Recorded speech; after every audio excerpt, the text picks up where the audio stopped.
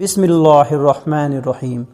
جب حضور کو بی بی خدیجہ نے نکاح کا پیغام بھیجا، حضور کی جب عمر 25 سال ہوئی، حضرت خدیجہ نے اپنے کچھ تجارتی سامان حضور کو دے کر شام شہر کی طرف بھیجا۔ حضرت خدیجہ نے حضور کے ساتھ اپنے ایک غلام میسرہ کو کر دیا۔ میسرہ غلام نے راستے میں حضور کے ساتھ بہت ساری عجیب و غریب چیزیں دیکھی۔ انہوں نے دیکھا کہ پورے راستے بھر 2 فرشتوں نے حضور پر بادلوں کا سایہ کر رکھا ہے، جس کی وجہ سے انہیں کوئی دھوپ نہیں لگ رہی ہے۔ اسی طرح شام ملک میں ایک عیسائی صاحب نے جب حضور صلی اللہ علیہ وسلم کو اس پیڑ کے نیچے بیٹھے دیکھا کہ جہاں صرف نبی ہی بیٹھ سکتے ہیں، اگر کوئی بھی عام انسان اس پیڑ کے نیچے بیٹھتا ہو تو اس کے ساتھ کوئی نہ کوئی مصیبت ضرور آتی ہے۔ تو اس صاحب نے جب حضور صلی اللہ علیہ وسلم کو اس پیڑ کے نیچے آرام سے بیٹھے دیکھا تو اس نے میسرہ غلام سے کہا کہ اے لڑکے، یہ تمہارے ساتھ آیا آدمی کوئی عام انسان نہیں ہے، بلکہ یہ آنے والی نسلوں کے نبی ہیں۔ یہ وہی انسان ہے جس کی ساری دنیا انتظار کر رہی ہے، اور اس نبی کے ظاہر ہونے کا وقت قریب آ چکا ہے۔ اسی طرح حضور صلی اللہ علیہ وسلم جب اس تجارتی سفر سے واپس لوٹے تو آپ کی سواری قافلے میں سب سے آگے تھی، اسی لیے حضور صلی اللہ علیہ وسلم جلدی مکہ پہنچ گئے اور باقی قافلے والے پیچھے ہی رہ گئے۔ جس وقت حضور مکہ میں داخل ہوئے تو وہ دوپہر کا وقت تھا، اور حضرت خدیجہ اس وقت اپنے ہی گھر کی چھت پر کچھ کام کر رہی تھی۔ اچانک ان کی نظر ایک کالے بادل پر پڑی کہ جس سے 2 فرشتوں نے اپنے ہاتھوں میں اٹھائے رکھا تھا، اور وہ 2 فرشتے اس کالے بادل کے ذریعے کسی انسان پر سایہ کیے ہوئے تھے۔ وہ انسان اپنے اونٹ پر دھیرے دھیرے مکہ کے اندر داخل ہو رہے تھے۔ دوری کی وجہ سے اس انسان کو پہچاننا بہت مشکل تھا، اسی لیے جب وہ اونٹ قریب پہنچا تو حضرت خدیجہ بہت حیران ہو گئیں، کیونکہ اس اونٹ پر جو انسان بیٹھے تھے وہ کوئی نہیں بلکہ ہمارے حضور کریم صلی اللہ علیہ وسلم تھے، کہ جن پر 2 فرشتوں نے کالے بادلوں سے سایہ کر رکھا تھا۔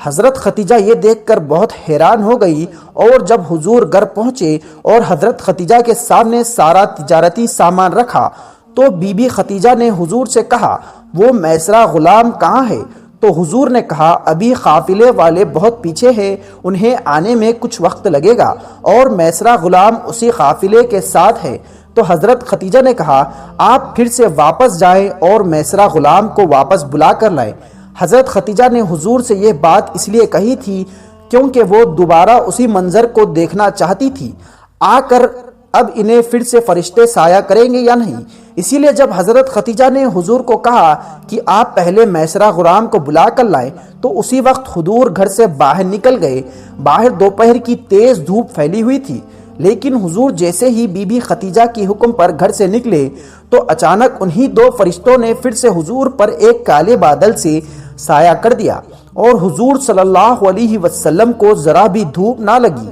بی بی خدیجہ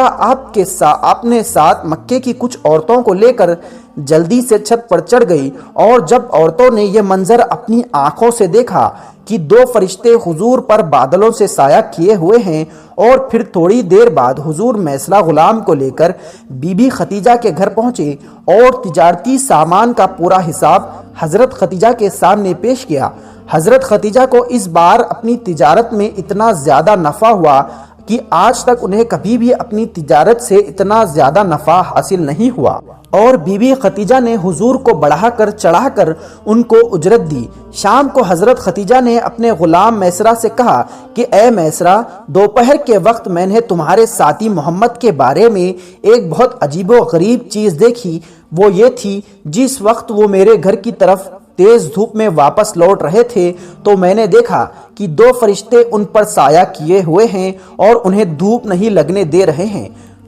تو اے میسرہ، کیا تم نے بھی اپنی اس تجارتی سفر میں اپنے ساتھی محمد کے بارے میں کچھ عجیب چیز دیکھی؟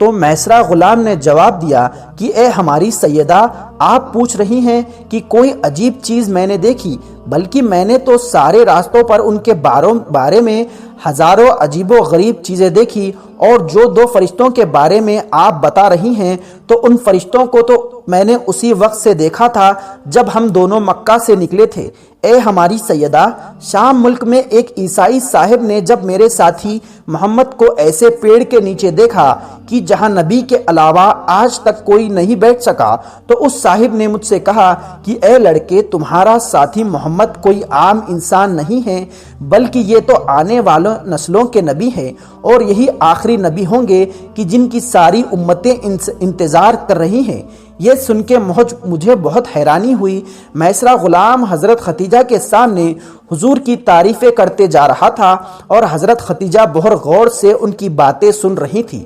حضور کے ساتھ پیش آنے والی عجیب و غریب باتیں سن کر حضرت خدیجہ کے اندر حضور صلی اللہ علیہ وسلم کی محبت بیٹھ گئی، اور انہوں نے چاہا کہ میں حضور سے نکاح کر لوں۔ حضرت خدیجہ کے پہلے 2 نکاح ہو چکے تھے اور دونوں شوہروں کی وفات ہو گئی تھی، اسی لیے حضرت خدیجہ ایک بیوہ عورت کی زندگی گزار رہی تھیں۔ اللہ تبارک و تعالیٰ نے انہیں مال اور دولت بہت عطا فرمایا تھا، اسی لیے وہ اپنے تجارتی سامان دوسروں کے حوالے کر کے شہروں میں بھیجا کرتیں اور بہت زیادہ نفع کماتیں۔ یہاں تک کہ سیرت لکھنے والوں نے لکھا ہے کہ حضرت خدیجہ تجارت کرنے میں بہت ماہر تھیں اور مکہ میں سب سے مالدار عورت تھیں۔ حضرت خدیجہ کی عمر اس وقت 40 سال ہو چکی تھی۔ اللہ تبارک و تعالیٰ نے شکل اور سیرت سے آپ کو بہت حسین بنایا تھا، اسی لیے مکہ کے بہت سے شریف اور مالدار نوجوان لڑکے بھی بی بی خدیجہ سے شادی کرنا چاہتے تھے، اور انہیں ان نوجوانوں کی طرف سے نکاح کے پیغام بھی آ چکے تھے۔ لیکن بی بی خدیجہ کے دل پر اپنی دونوں شوہروں کی وفات کا ایسا صدمہ لگا تھا کہ انہوں نے فیصلہ کر لیا تھا کہ اب میں ساری زندگی شادی نہیں کروں گی۔ لیکن حضرت خدیجہ نے جب حضور کے اندر ایسی عجیب و غریب چیزیں دیکھی کہ آپ کی خدمت کے لیے فرشتے بھی آگے پیچھے لگے رہتے ہیں، تو بی بی خدیجہ کے اندر حضور صلی اللہ علیہ وسلم کی محبت بیٹھ گئی، اور وہ اگلے دن اپنے چچا کے لڑکے ورقہ بن نوفل کے پاس پہنچی۔ حضرت ورقہ اس وقت بہت بوڑھے ہو چکے تھے اور اپنے مذہب سے عیسائی تھے۔ انہوں نے بہت سی پرانی کتابیں پڑھ رکھی تھی اور مذہبی چیزوں کے بارے میں اچھی معلومات رکھتے تھے۔ اسی لیے جب حضرت خدیجہ اپنے چچا کے لڑکے ورقہ بن نوفل کے پاس پہنچی اور انہوں نے حضور کے بارے میں سب کچھ بتایا، تو وہ بھی حیرانی سے کہنے لگے کہ اے خدیجہ، میں نے پرانی کتابوں میں پڑھ رکھا ہے کہ آخری نبی کا زمانہ قریب آ چکا ہے، اور یہود و عیسائی اس نبی کا دن رات انتظار کر رہے ہیں۔ تو اے خدیجہ، اگر محمد کے اندر وہ ساری باتیں موجود ہیں جو تم نے مجھے ابھی بتائی ہیں، تو میں یقین کے ساتھ کہہ سکتا ہوں کہ محمد ہی اس امت کے نبی ہیں۔ اپنے چچا کے لڑکے ورقہ بن نوفل کی زبانی حضور کی ایسی تعریف سن کر حضرت خدیجہ کے دل میں حضور کی محبت اور زیادہ بڑھ گئی، اور انہوں نے فیصلہ کر لیا کہ اب جو کچھ بھی ہو میں محمد سے نکاح کا پیغام ضرور بھیجوں گی۔ اور پھر شام ہوتے ہی حضرت خدیجہ نے اپنے چچا عمر بن اسد کو گھر بلایا نکاح کی بات کرنے کے لیے۔ حضرت خدیجہ نے اپنے چچا کو اس لیے گھر بلایا کیونکہ اس وقت حضرت خدیجہ کے والد کی وفات ہو چکی تھی۔ حضرت خدیجہ کے چچا عمر بن اسد جب شام کے وقت گھر پہنچے تو بی بی خدیجہ نے ان کے سامنے اپنے دل کی بات رکھی اور کہا کہ اے چچا جان، میں ہاشمی خاندان میں رہنے والے عبداللہ کے لڑکے محمد سے نکاح کرنا چاہتی ہوں، آپ اس بارے میں ان کے گھر والوں سے بات کریں۔ یہ سن کر حضرت خدیجہ کے چچا عمر نے کہا کہ ٹھیک ہے، میں اس سلسلے میں ابو طالب سے جا کر بات کروں گا۔ لیکن اسی دن شام کو حضرت خدیجہ نے اپنی ایک سہیلی حضرت نفیسہ کو حضور کے پاس بھیجا اور ان سے کہا کہ محمد سے جا کر تم یہ بات پوچھنا۔ حضرت نفیسہ حضور کے پاس پہنچی تو کہنے لگی، اے محمد، اگر تمہیں کوئی نیک و مالدار عورت نکاح کا پیغام بھیجے تو کیا آپ قبول کرو گے؟ یہ سن کر حضور نے پوچھا کہ وہ عورت کون ہے؟ تو حضرت نفیسہ نے جواب دیا کہ اے محمد، وہ عورت بی بی خدیجہ ہے، اس لیے اگر آپ کی مرضی ہو تو اس سلسلے میں آپ کے چچا ابو طالب سے بات کی جائے۔ تو حضور نے فرمایا کہ ہاں، میں تیار ہوں، کیونکہ حضرت خدیجہ بھی وہ عورت تھی جن کی تعریفیں دور دور پھیلی ہوئی تھیں۔ حضرت نفیسہ نے جب یہ بات آ کر حضرت خدیجہ کو بتائی تو وہ بہت خوش ہو گئی، اور اگلے دن حضرت خدیجہ کے چچا عمر نے آ کر حضور کے چچا ابو طالب سے بات کی، اور دونوں کی نکاح کا تاریخ متعین ہو گئی۔ جس دن نکاح ہونا تھا تو اس دن حضور اپنے چچا ابو طالب اور دوسرے خاندان کے کچھ لوگوں کے ساتھ حضرت خدیجہ کے گھر پہنچے۔ حضور کے چچا ابو طالب نے حضرت خدیجہ سے حضور کا نکاح پڑھایا، اور پھر حضرت خدیجہ رخصت ہو کر حضور کے گھر آ گئیں۔ حضرت خدیجہ نے حضور کے مصیبتوں کے وقت ایسا ساتھ دیا کہ شاید دنیا کی کوئی بھی بیوی اس کی نظیر نہ پیش کر سکے، کیونکہ حضرت خدیجہ کا نکاح حضور کے ساتھ ظاہری طور پر تو ایک اتفاق نظر آ رہا تھا، لیکن حقیقت میں یہ نکاح اللہ کے فیصلے سے ہوا۔ اللہ نے حضرت خدیجہ کو حضور کے لیے ایسا تیار فرمایا کہ انہوں نے مصیبتوں کے وقت حضور صلی اللہ علیہ وسلم کا ہر طرف ساتھ دیا، جس کے بعد میں یاد کر کے اکثر حضور میں رویا کرتے تھے، کیونکہ حضرت خدیجہ کی کچھ ہی دنوں میں وفات ہو گئی تھی اور حضور مکہ سے مدینہ چلے گئے تھے۔ پیارے دوستوں، آگے کا واقعہ انشاءاللہ جلدی اپلوڈ کیا جائے گا، جس میں بتایا جائے گا کہ شادی کے بعد حضور کے ساتھ کیسے عجیب و غریب واقعات پیش آئے، اور پھر ایک دن اچانک حضور کے سامنے حضرت جبرائیل اپنی اصلی شکل میں آ کر کھڑے ہو گئے، اور انہیں دیکھ کر حضور بھی کانپنے لگے۔